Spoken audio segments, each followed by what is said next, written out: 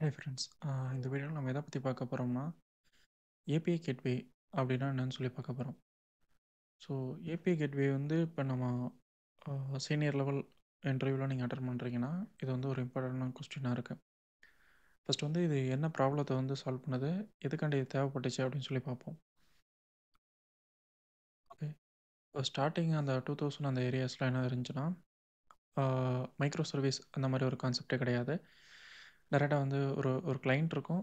ஒரு கிளைண்ட் வந்து data பேஸோட interact பண்ணால் ஒரு சர்வீஸ் மூலம் வந்து கனெக்ட் பண்ணணும். ஸோ வந்து இப்போ நீங்கள் மல்டிபிள் ஃபீச்சர்ஸ் இருந்தாலும், ஃபார் எக்ஸாம்பிள் இ-கமர்ஸில் ஆர்டர்ஸ், பேமெண்ட்டு, ப்ராடக்ட் அந்த மாதிரி எது இருந்தாலும் எல்லாத்துலேயுமே நம்ம ஒரே கோட் பேஸில் வந்து எழுதியிருப்போம். ஸோ என்னென்னா எல்லாமே டைட்லி கப்புள்டாக இருக்கும். கிளைண்ட் வேணுன்னா இந்த ஒரே ஒரு சர்வீஸை கால் பண்ணி அவனுக்கு அந்த டேட்டாவை எடுப்பான். பட் வந்து ஃபியூச்சரில் வந்து ஸ்கேலபிள் அந்த மாதிரி பண்ணும்போது வந்து இஷ்யூ ஆச்சு. ஸோ அதை ஓவர் கம் பண்ணுறக்காண்டி என்ன பண்ணியிருந்தாங்கன்னா மைக்ரோ சர்வீஸை வந்து ஸ்ப்ளிட் பண்ணாங்க. ஸோ இப்போ வந்து கிளைண்ட் இருக்காங்க. இப்போ வந்து நான் ஆர்டர், பேமெண்ட்டு, ப்ராடக்ட்டுன்னு சொல்லிட்டு டிஃப்ரெண்ட் மைக்ரோ சர்வீசஸ் வந்து எழுதிடுறேன்.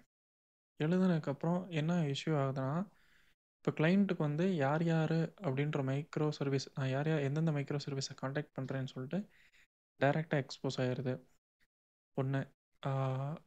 அதுக்கப்புறம் வந்து கிளைண்ட் வந்து இது வந்து டைட்லி கப்புள்டாக இருக்குது. ஃபார் எக்ஸாம்பிள் வந்து இப்போ நான் இந்த இடத்துல ஒரே ஒரு ரவுட்டை மட்டும் நான் சேஞ்ச் பண்ணுறேன். இப்போ ஆர்டரில் வந்து ஒரே ஒரு ரவுட்டை மட்டும் நான் சேஞ்ச் பண்ணுறேன் அப்படின்னா, இந்த மொத்த சர்வீஸையும் வந்து நான் என்ன பண்ணணும்னா டிப்ளாய் பண்ணுற மாதிரி ஆகி போயிடும். ஸோ இந்த மாதிரி இஷ்யூஸஸ் எல்லாம் ஓவர் கம் பண்ணுறக்காண்டி தான் புதுசாக வந்து ஒரு லேயரை வந்து உள்ளே கொண்டு வைக்கிறாங்க. இந்த லேயரை கொண்டு வந்து வச்சுட்டு என்ன பண்ணுறாங்கன்னா, இந்த ஏபிஐ கேட்வேன்ற லேயர் வந்து இப்போ கிளைண்ட் வந்து எந்த சர்வீஸோட நீ கனெக்ட் பண்ணுறேன்னு அதுக்கு தெரியாது. அது என்ன பண்ணோம்னா ரவுட் பண்ணி விட்ரும். இப்போ ஃபார் எக்ஸாம்பிள் ஆர்டர்ஸு, ப்ராடக்ட் அந்த மாதிரி வந்துச்சுன்னா, அவன் வந்து எந்த சர்வீஸ்க்கு போகணுமோ அந்த சர்வீஸை வந்து ரீடைரக்ட் பண்ணுற இந்த செக்யூரிட்டி மாதிரி வந்து இவன் இருப்பான். ஸோ இப்போ வந்து நமக்கு ஒரு கேள்வி வரும். ஸோ இந்த ஒரே ஒரு வேலையை மட்டும் தான் இது பண்ணுதா அப்படின்னு கேட்டால் இல்லை. இதனால் வந்து நிறையா ஃபீச்சர்ஸு, அட்வான்டேஜஸ்லாம் இருக்குது. ஸோ ஃபஸ்ட்டு ஃபீச்சர் தான் நம்ம என்னென்னு பார்த்தோம்னா இந்த இதை பார்த்தோம், route to the correct service. இப்போ வந்து ஒரு ப்ராடக்ட்டு கிளைண்ட் வந்து மல்டிபிள் கிளைண்ட்ஸ் இருக்காங்க. மல்டிபிள் கிளைண்ட்ஸை வந்து மல்டிபிள் மைக்ரோ சர்வீஸை காண்டாக்ட் பண்ணால் ஏபிஆர்ன்ற அந்த லேயர் வழியாக தான் நம்ம காண்டாக்ட் பண்ண முடியும். ஓகேங்களா? இப்போ இந்த ரவுட் டு கரெக்ட் சர்வீஸ் என்னென்னா, ஃபார் எக்ஸாம்பிள் இவன் ப்ராடக்ட் அப்படின்னு சொல்லிட்டு எந்த எந்த ரவுட்ஸ் வந்தாலும் அதை ப்ராடக்ட் சர்வீஸ்க்கு வந்து ரீடைரக்ட் பண்ணி விட்ரும். அது வந்து ஒரு போர்ட்டில் வந்து ரன் ஆகிட்டு இருக்கும். ஃபார் எக்ஸாம்பிள் 3000 போர்ட்டில். இப்போ ஆர்டரில் வந்துச்சுன்னா அது ஆர்டர் சர்வீஸ்க்கு ரன் ஆயிரும். பேமெண்ட்னா பேமெண்ட் சர்வீஸ்க்கு வந்து ரவுட் பண்ணி விட்ரும். இது வந்து ஒன் ஆஃப் த ஃபீச்சர். அது போக இல்லாமல் வந்து அத்தன்டிகேஷன் வந்து ஹேண்டில் பண்ணும்.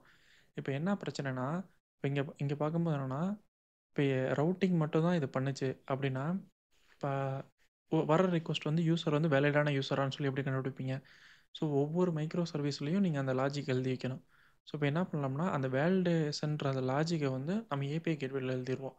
ஸோ அதுக்கான சர்வீஸ் அதுக்கான செப்பரேட் சர்வீஸ் இருந்தால், ஸோ அதோட அது இன்ட்ராக்ட் பண்ணிட்டு அந்த வேலிடேஷன் வந்து அதை ஹேண்டில் பண்ணிக்கணும். ஸோ ஃபார் எக்ஸாம்பிள் இங்கே வந்து ஆத் சர்வீஸை இருந்துச்சா இதோட அதை இன்ட்ராக்ட் பண்ணிவிட்டு ஸோ வந்து வேலிடேஷன் வந்து பண்ணிடும். அதாவது இவங்க வந்து அதை பற்றி தெரிஞ்சிருக்கணும் அப்படின்ற அவசியம் இல்லை. அவங்களுடைய ஆப்ரேஷன் மட்டும் பண்ணால் போதுமானது.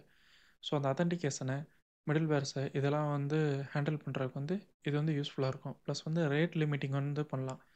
இப்போ இதை பார்க்கும்போது என்ன என்ன கான்டாக்ட்னா, மில்லியன்ஸ் ஆஃப் யூசர் இங்கே வந்தாலும் ஒரே பாயிண்ட் ஆஃப் கான்டாக்ட் வந்து ஏபிஐ கேட்வே தான். ஸோ இந்த ஏபிஐ கேட்வே தான் வந்து இதுக்கு வந்து ரெஸ்பான்சிபிளாக இருக்கும்.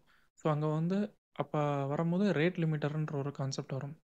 ரேட் லிமிட்டர்னா என்னென்னா, இவ்வளோ மில்லியன்ஸ் ஆஃப் ரிக்வஸ்ட் வந்துச்சுன்னா இதில் வந்து எனக்கு சர்டைன் பீரியடில் வந்து இவ்வளோ ரிக்வஸ்ட் தான் வரணும் அப்படின்ற அந்த லாஜிக்ஸு அதெல்லாம் எழுதிக்கலாம். அதுக்கப்புறம் வந்து இதுக்கு ரெஸ்பான்ஸ் போகும்போது அதை வந்து நமக்கு தேவையான ப்ரோட்டோக்காலில் வந்து நம்ம ட்ரான்ஸ்ஃபார்மும் பண்ணிக்கலாம். ஸோ இந்த மாதிரி அட்வான்டேஜஸ்லாம் வந்து ஏபிஐ கேட்வேல இருக்குது. ஸோ இப்போ என்னென்ன டைப்ஸ் ஆஃப் ஏபிஐ கேட்வேஸ் யார் யாரெல்லாம் ப்ரொவைட் பண்ணுறா, அமேசான் ஏபிஐ கேட்வேன்னு ஒன்று இருக்குது, அஸ்யூர் ஏபிஐ மேனேஜ்மெண்ட் இருக்குது, கூகுள் ஏபிஐ ஜீன் இருக்குது. ஓப்பன் சோர்ஸ்னால் காங், டைக்கு, எக்ஸ்பிரஸ் கேட்வே இதெல்லாம் இருக்குது.